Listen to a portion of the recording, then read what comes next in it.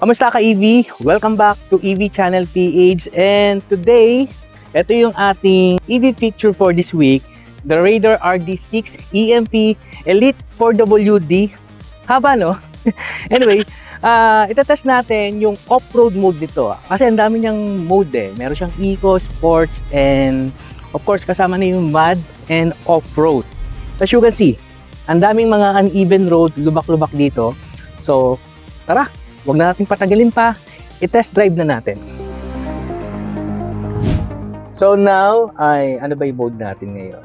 Ayan, sabi ko sa inyo, marami siyang mode. Meron siyang economy, comfort, sports mode, snowfield, ano ba yung isa? Mud, off-road, and sun mode. But this time, off-road tayo. Ayan, as you can see, naka-off-road tayo. Tara, test drive na natin.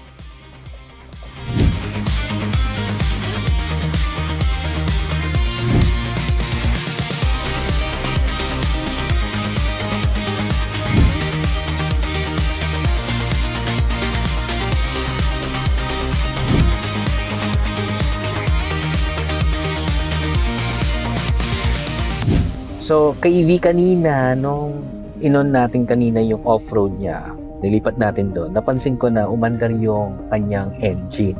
So, ibig sabihin, kailangan niya ng more power to support yung ganitong klaseng terrain.